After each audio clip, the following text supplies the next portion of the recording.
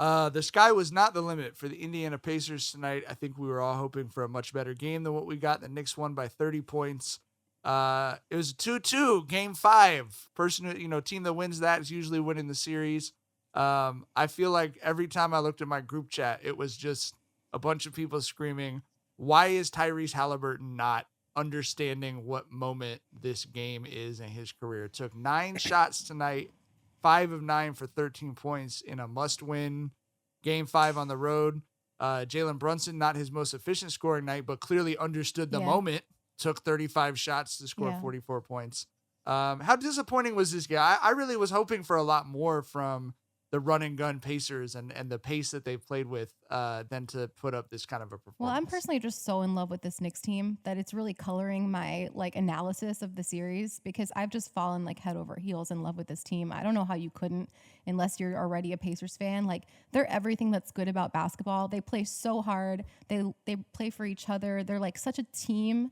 You know what I mean? Obviously Jalen Brunson is transcendent, but it's really not even just about his transcendence. They're such a team and they play for each other and they do all the little stuff and the dirty work. They're diving on the ground for loose balls. They're so New York too. It's just, it's beautiful. Knicks fans deserve this. We were talking about how tortured Timberwolves fans are. Knicks fans are right there as far as not having a whole lot to cheer for in the last couple decades. So I'm really happy for them. And I do think, part of it is the Pacers did not rise to the moment, and Tyrese Haliburton doesn't seem like he understands that he needs to be aggressive for them to be good, period, point blank. That's the formula. To be competitive. But then I also think the Knicks just we knew they weren't going to go out like that. They weren't going to get embarrassed like that and come back and not put on an incredible performance. So that was my take home for sure. Yeah, they're such a tough team. I feel like their obituary has been written 3 or 4 times this postseason already, and they come back and just fight and claw and scratch the next game and get a win every freaking time. And it's just like you said, they're just so New York. They're just so tough. They're so gritty. They're like I've seen Knicks fans saying this is their favorite Knicks team that they've seen in their lifetime. Wow. And I completely understand, because they embody so much of what Knicks basketball is. They're gritty. They're tough. They're fearless. Dante and Dante and Miles Turner were about to go at it. And Dante wasn't scared at all in that shit. He his name, stood his ground. You look at Dante's face, he was confused. Really? Oh my God, they're so fearless. He called the man a bitch, and he's a foot taller than him. It was you know what I'm saying? It's crazy. But That's that New York energy. For sure. Tyrese is interesting though, because he had taken 2 shots, in the middle of the close to the end of the second quarter. You sounded like you were gonna throw your phone when you were he's taking 2 I've shots. been talking about this all series. Yeah. You know what I mean? Yeah. When Tyrese is, they're at their best when Tyrese is aggressive. Period. You know, they got outworked tonight. Period. You know what I mean? I think there was what's up with the big man. Hartenstein had more offensive rebounds than they had rebounds in one point in the game. You feel what I'm saying? They just got outworked tonight. You feel what I'm saying? But Tyrese, at minimum, you have to be aggressive for them to win. They have no chance if he's not aggressive. And so it's just odd to see a player have as good as he is to be so passive in a moment like this. You mentioned the rebounding stat. We've talked a lot about how demoralizing it is to have that offensive rebound. Didn't he have 11 offensive rebounds or 12? The Knicks tonight had he had 12. The Knicks tonight had 20. Hartenstein had 12. They had 20 offensive rebounds to 29 total rebounds by the Pacers. You're not going to win a game that way, especially not in Madison Square Garden. I thought it was similar, actually. It was a similar sort of young person learning curve moment, the way the Pacers responded to that blowout game and how they came out in the next game. And the Timberwolves, same thing after game 2, how they came out in game 3. I think that is something to not having been there before, that youth and inexperience, to thinking shit's sweet after you blow a team out and embarrass them. Yeah. And then you come back the next game and you forget that these are not only NBA players, but NBA players in the second round of the playoffs. You're not going to cakewalk anywhere in the playoffs. You have to, it's 0-0 every single game. That's the only way you can approach it. Jackson just texted me. There's the quote from Dante DiVincenzo after the game. They're trying to be tough guys. That's not their identity. Bro, I'm not be that honest. guy, pal. I believe, bro. I know Dante is a foot shorter than Turner, but Dante seemed more believable in that situation. Yeah. You know what I mean? I was looking at Turner like, you really ain't. You know, like, it seemed like a hold me back shit. And I'm not saying I don't know this man. You know, he might be like that. You feel me? But the energy I was getting, it made sense for him to say that. You know what I mean? Yeah. In that altercation. You feel me? For sure. But if you were talking about them like feeling like shit sweet, I kind of feel like the Timberwolves did the same thing. Right, The that's what I'm Timberwolves saying. the first 2 games outworked, you know what I'm saying, the Nuggets. Point blank. You feel me? They were tenacious on defense. They put so much pressure, you know what I'm saying, on offense, and then they got comfortable. Right, that's exactly the same. Yeah, 100%. So that's interesting. Yeah. I think that's that youth. Well, versus versus you listen to what Jokic said after the game tonight, and one of the unfortunate things about sports is that like coach speak is true, right? Like, and Jokic after the game, they're like, oh, you know, you guys played with desperation, and he cut the interview right. He was like, we're still desperate. Our back is still against the wall. Where they get like, and that's Mike and Malone. It's not, but he's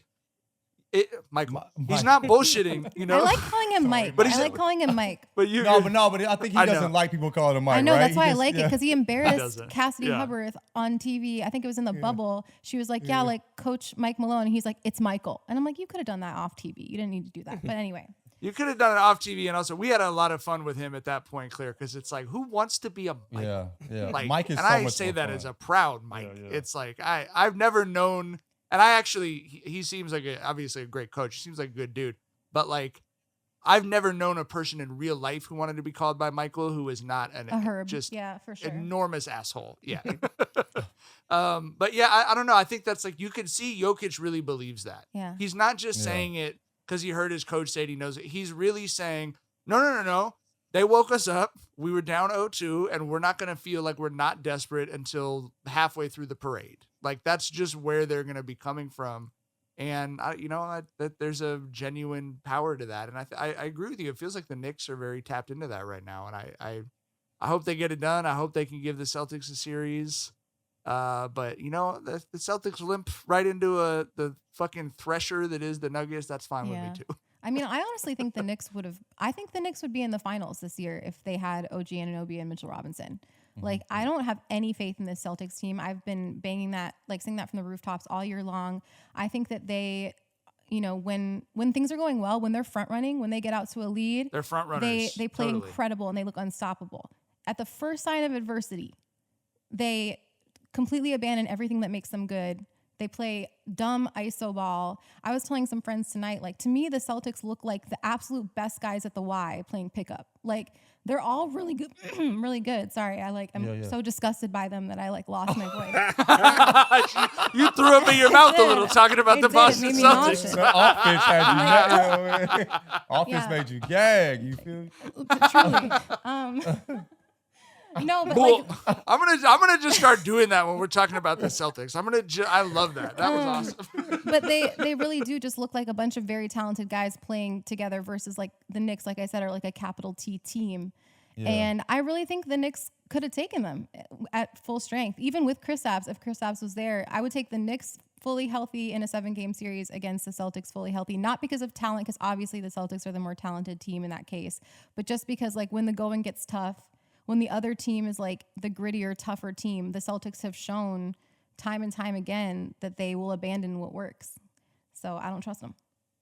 I think Ime had him I think when Ime was coaching, he gave him that grittiness. You know what I mean? Like, I think he like Jason Tatum, he's like, yo, bro, like, fuck all that cute shit, get busy. Jason Tatum needed Jason Ime Tatum was the biggest loser of Ime being a freaky frog. You know what I'm saying? Like, Jason Tatum was the biggest loser for sure. Not a freaky frog. Yeah, I'm just saying, like, dog. I'm just saying, bro. Like, I mean, the man was moving real nasty. You know what I mean?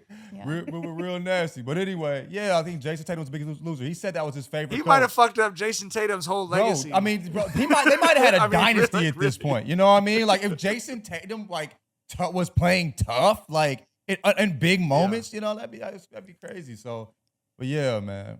I agree with. They're just when the shit gets hot, bro, they just crumble. The NBA playoffs are heating up, and so is the action at DraftKings Sportsbook, an official sports betting partner of the NBA, with same game parlays, live betting, odds boosts, and so much more.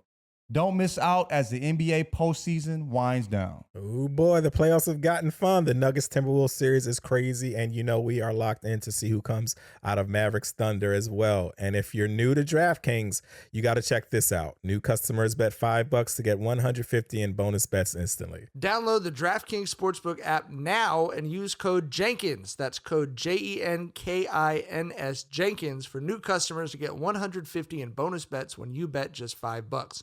Only on DraftKings. The crown is yours.